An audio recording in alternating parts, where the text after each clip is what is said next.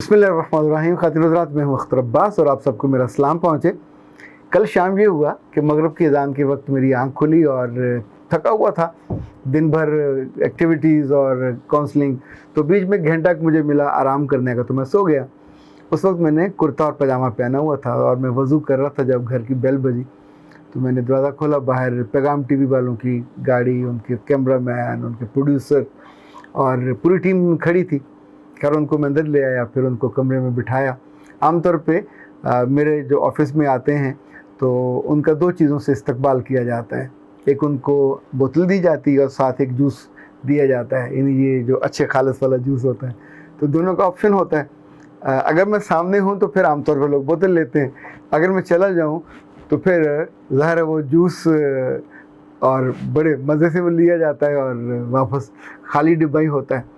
लेकिन इस मामले में मैंने एक बात सीखी थी अल्लाह के रसूल सल्लल्लाहु अलैहि वसल्लम की हदीस से कि भूख को और झूठ को कभी जमा ना करो। जब भी कहीं मेहमान जाते हैं तो हम सबको आमतौर पे प्यास लगी होती है, आधा घंटा घंटा कहीं आप दूर पहुँचें तो प्यास लगने में कितनी देर लगती है।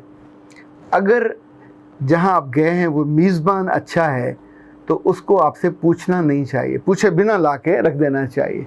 मेरे ऑफिस में जो सर्विंग टेबल है उस पर गिलास धो के 3 ऊंधे रखे हुए होते हैं और जो जूस और बोतल आती है वो साथ आके मैं ख़ुद रख दूं या मेरे असिस्टेंट रख दें। अभी हमने एक नए असिस्टेंट हायर किए हैं, रफ़ीक उनका नाम है, तो आइंदा से वो ये किया करेंगे। अच्छा, अब जब वो सारे बैठे जूस वूस पी रहे थे, लाइटें सेट कर रहे, तो मैंने सोचा कि अब इन्होंने इंटरव्यू करना है, एक तो ये मैं शर्ट पहनूँ और पैंट पहनूँ और चला जाऊँ, दूसरा ये कि फिर प्रोफेशनल तरीके से प्रॉपर बाउशो बन के जाऊँ। तो फिर मैंने खूब टाई शर्ट लगाई, सूट पहना, मुँह धोया और जाके जब आगाज़ हुआ कैमरे के साथ गुफ्तगू का, करियर काउंसलिंग पे बात करना चाहते हैं और हमारा ख्याल है कि 20-24 किस्तों का प्रोग्राम हो जिसमें करियर काउंसलिंग की जाए और इसमें थोड़ी सी बात हो जाए। तो जब मैंने बात का आगाज़ किया, मुझे अपने बेशुमार अहबाब के और बच्चों के और बड़ों के सवालात याद आए जो मेरे पास ढेर की सूरत पड़ी, उनकी बारी नहीं आ पा रही थी। अच्छा, उनमें सब ने, किसी ने कैरियर काउंसलिंग के हवाले से कुछ पूछा हुआ, कुछ ने ये पूछा हुआ कि ये क्या चीज़ है, कुछ को ये था कि उनको जिसने मशवरा दिया गलत मशवरा दिया।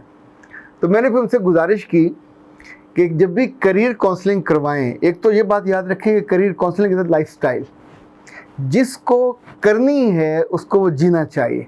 ये पार्ट टाइम काम नहीं है, आप नौकरी से निकाल दिए गए और आपने बैठ के करियर काउंसलिंग शुरू कर दी, आपको किसी जगह नौकरी नहीं मिली और आपने करियर काउंसलिंग शुरू कर दी, आप दुनिया में हर काम में नाकाम हो गए।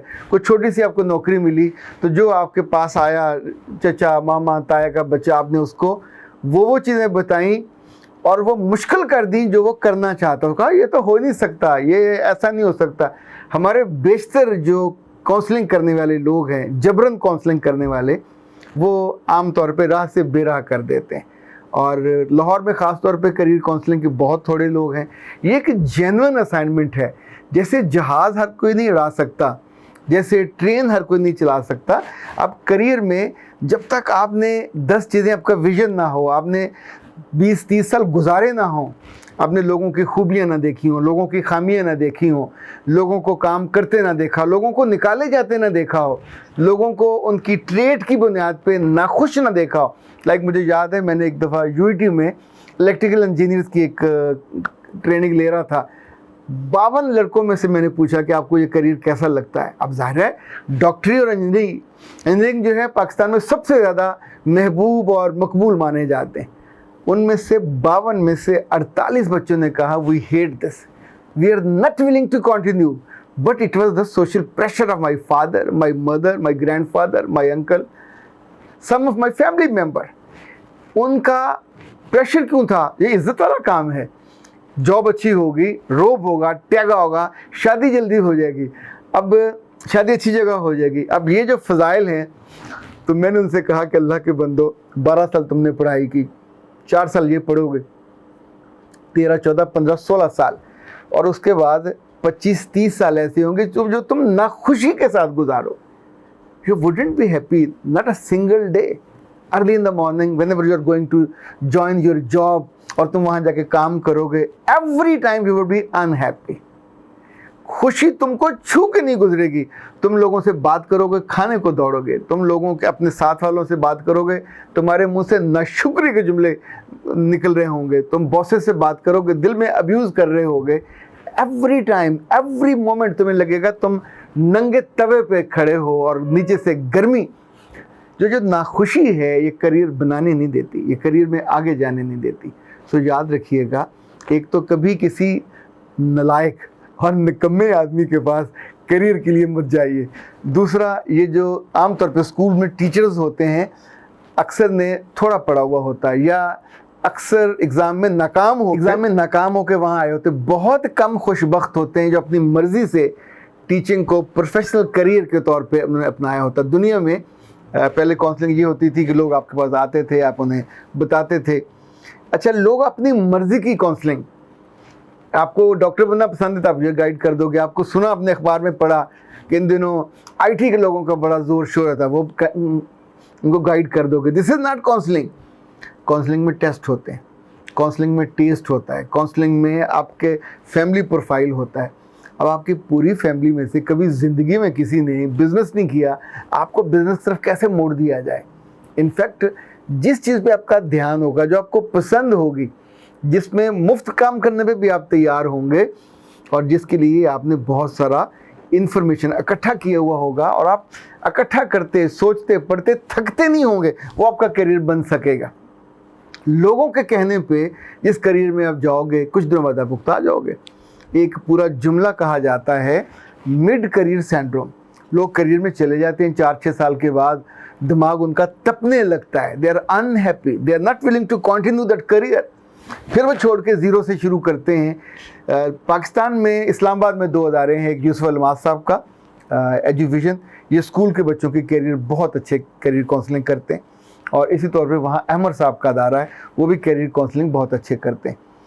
लाहौर में मैंने कोई बाकायदा इंस्टीट्यूशन नहीं देखा, लोग अपनी विश और विल की बुनियाद पे, या जैसे होता है कि मुझे ये भी इन्फॉर्मेशन है, ये भी इन्फॉर्मेशन है, उसकी बुनियाद पे करते हैं। मैं इसलिए कह रहा हूँ और फ्रैंकली कह रहा हूँ कि आई वाज लकी इनफ कि 2006 में मुझे पाकिस्तान में पहले प्रोफेशनल करियर काउंसलर के तौर पे यूनिवर्सिटी ऑफ लाहौर में काम करने का मौका मिला।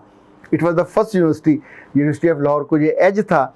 उस वक्त ये पाकिस्तान दुनिया की 500 बड़ी यूनिवर्सिटियों में शुमार होती थी। इन्होंने पहला करियर काउंसलर मुंतखब किया, तो हम बच्चों की करियर काउंसलिंग करते थे, इंजीनियर्स की, आईटी वालों की, एमबीए वालों की, अंग्रेज़ी वालों की। और उसमें ज़ाहिर, तब मैं उससे पहले 13 साल फूल में गुजार के आया था, यूएमटी में पढ़ाता हुआ आया था, तो मुझे यूनिवर्सिटी ने आते ही इस असाइनमेंट पे डालते ही काउंसलिंग के लिए और एचआर की स्पेशलाइजेशन के लिए नस्ट भेजा, और वहाँ से जाके मैंने इसको स्पेशलाइज किया। फिर लकीली उन्हीं दिनों गवर्नमेंट ऑफ पंजाब ने 6 यूनिवर्सिटियों में करियर काउंसलिंग के अदारों का आगाज़ किया, करियर काउंसलर्स वहाँ बनाए। जॉब का एक जो दुनिया में कॉन्सेप्ट है कि यूनिवर्सिटी में एक जॉब प्लेसमेंट ब्यूरो होना चाहिए। उनकी जो पहली ट्रेनिंग हुई मुस्लिम टाउन में, लकीली मुझे वो ट्रेनिंग देने का, इनिशिएट करने का मौका मिला। ज़री यूनिवर्सिटी थी, यूईटी थी, पंजाब यूनिवर्सिटी थी, इस्लामी यूनिवर्सिटी भावलपुर थी, मुल्तान के थे, हर एक से 2-2 लड़के थे, लड़कियां ज़्यादा थी, उनकी ट्रेनिंग हुई। अच्छा, फिर जब आप उस लाइन पे चल जाते हैं तो फिर आप मैंने पर्सनल काउंसलिंग सीखी, फिर मैंने ऑर्गेनाइजेशनल काउंसलिंग सीखी कि अगर अदारों को बदलना हो तो कैसे बदला जाता है। तो धीरे धीरे मैं फिर जो छोटी काउंसलिंग थी, जिसको हम स्कूल काउंसलिंग या कॉलेज काउंसलिंग थी, इसको मैंने बाई चॉइस छोड़ दिया। उसके लिए वक्त नहीं था। वैसे उसके लिए उस वक्त मैं 7 टेस्ट लिया करता था। ये सारे रिटन टेस्ट होते थे, उसमें घंटों उन बच्चों के साथ बैठ के बात की जाती थी, और फिर उनकी ओरिएंटेशन देखकर, उनका चॉइस देख के उनको नैरो डाउन करके बताया जाता था। मेरी जो दूसरी किताब थी काबिल कदर टीचर, मेरी जो दूसरी किताब थी जो बहुत पॉपुलर हुई, काबिल रश्क टीचर, उसके बाद फिर तीसरी आई, ट्रेनिंग भी थी टीचर्स की। उसमें फिर मैंने करियर काउंसलिंग का पूरा चैप्टर ऐड किया। उन्होंने बताया कि दुनिया में कॉन्सेप्ट बदल गया है। अब करियर काउंसलिंग कोई आए तो उसकी नहीं की जाती, अब जाके करनी पड़ती है। इसे डायरेक्ट काउंसलिंग कहा जाता है। यानी अमेरिका से लेकर यूरोप के स्कूलों में कहते हैं टीचर के ज़िम्मे है, फिर टीचर को ट्रेनिंग दी जाती है, मेंटोरिंग सिखाई जाती है। हमारे सिर्फ कॉर्पोरेट के बड़े अदारों में मेंटोरिंग सिखाई जाती है। मैंने आमिर सदीक साहब से सीखी, ये भी कमाल उस्ताद थे और कमाल ही उन्होंने चीज़ें सिखाई। इनफैक्ट ऑर्गेनाइजेशनल मेंटोरिंग अलग चीज़ है, वहाँ तो फिर करियर में पूरी सक्सेशनल करियर ग्रोथ उसकी तय की जाती है कि ये अब कहाँ पे है, 10 साल बाद कहाँ पे होगा, 20 साल बाद कहाँ पे होगा। लोग इतना फोकस करते हैं, फिर उसको उस तौर पे ग्रूम करते हैं। सिर्फ करियर लफ्ज़ पढ़ने के बाद किसी को बता देना, that's not career counselling. Career counselling एक हसास चीज़ है, ये ज़िंदगी से जुड़ी हुई चीज़ है। हर एरे गहरे से करियर काउंसलिंग करवाने ना बैठ जाया करें। जिस तौर पे दिल का मामला हो तो दिल के डॉक्टर के पास जाना चाहिए, आँख का मामला हो तो नाक वाले के पास जाना सूदमंद नहीं होगा, कान का मामला हो तो गुर्दे वाले के पास जाके, चाहे वो बड़े बड़े गुर्दे निकालता हो और उनको ठीक करता हो और अपनी पथरियाँ भी दिखाए, मैंने इतनी पथरियाँ निकाली हुई हैं, पर वो कान ठीक नहीं कर सकेगा। इसी तौर पे जब अपने करियर में जाना है तो अपने करियर के, अपनी खूबियों के, अपने ख़ानदान के प्रोफाइल के मुताबिक फिर आप मशवरा लेते हैं तो खुशी खुशी उस करियर में आप टॉप पे चले जाते हैं। और लोग हैरत करते हैं कि एक आम से ख़ानदान से, गरीब से ख़ानदान से निकला, पर उसकी आंखें ख्वाबों से भरी हुई थी, उसका दिल उस करियर में लगता था और उसकी मोहब्बत और तवज्जो पूरा फोकस था। तब जाके आप उस मोहब्बत को परवान चढ़ाते हैं, उस काम को, और उसके टॉप पे चले जाते हैं। आपके लिए भी मौका है दुनिया में भी, क्योंकि मेरा रब कहता है रब्बना आतिना फिद दुनिया हसना व फिल आखिरत हसना। दोनों करियर को टॉप पे जाना चाहिए, दुनिया में भी बेहतरीन और आखिरत में भी जन्नत नहीं लेनी चाहिए, जन्नतुल फिरदौस के लिए जाना चाहिए। That's the ultimate, the best career. और वहाँ जाने के बाद फिर कभी हसरत नहीं रहेगी इंसान को कि मैं बेहतरीन लोगों में से नहीं हूँ। सो जब भी बेहतरीन सोचना हो तो बेहतरीन करियर पे जाइए। अख्तर अब्बास को दीजिए इजाज़त। अस्सलाम।